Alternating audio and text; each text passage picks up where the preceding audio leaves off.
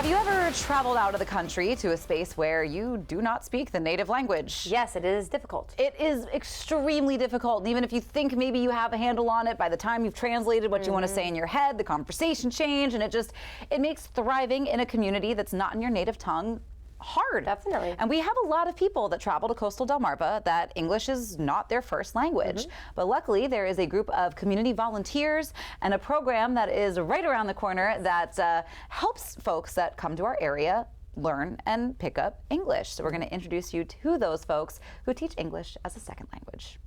From immigrant families to J1 students, there are many folks along coastal DelMarVa that may find it difficult to thrive in the community due to language barriers. That's why a team of volunteers, including Cauley, chair of the advisory board with the Lutheran Church of Our Savior, have come up with a program to help teach English as a second language. For 20 years, the church has been providing the social outreach of this program, and for about the last 10 years, the volunteers have been community members. They haven't necessarily been church members, but the church has continued to host the program, allow us to use the space, which has been fabulous. And we have about 200 students a year. They come from about 60% Latin American countries and another 35% from Eastern European, Russia, Belarus, Ukraine, and then a number of Asian students. This past year, several Japanese students that we hadn't had before. Age range from 18 to 75, and for students who have children who are school age, we provide educational program for the students as well while the parents are in class. And the students have primarily high school education. About 35 to 40% of them are college educated and have professional experiences in their host countries. For Rita Stevens, Vice President of Operations for Vantage Point Retirement Living, a program like this makes for a great partnership with senior housing and retirement. This program has really been such a grassroots effort, and they've reached out to so many people. They've had such great success and getting these people into the English program. So I went one step further and I asked, well, do you actually help them get jobs once they reach that plateau where they're educated enough? And she said, oh yeah, we really do. And then it was, well, what businesses are involved? Is anybody helping you? And where do you get your funding? So it it just grew.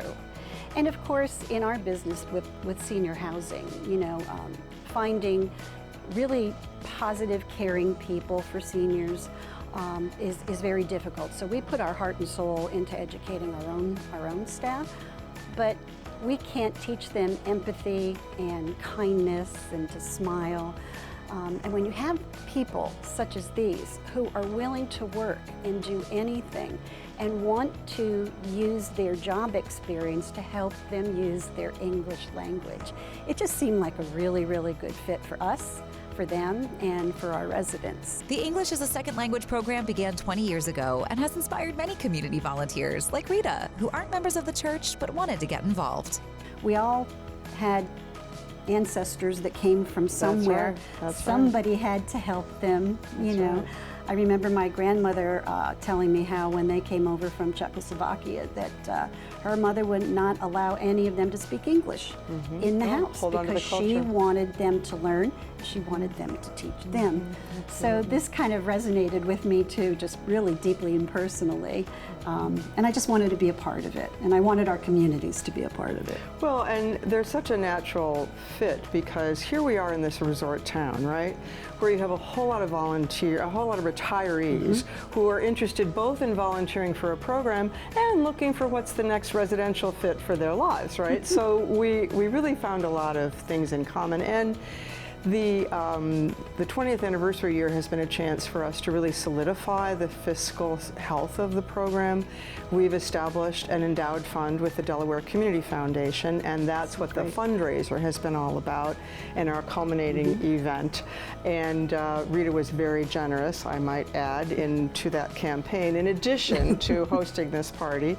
But it really is going to be a lot of fun. There's a live band and a lot live auction and virtual reality and great food, and you know, you can go online and buy a ticket for just $100. September 18, be there, be square. That's right.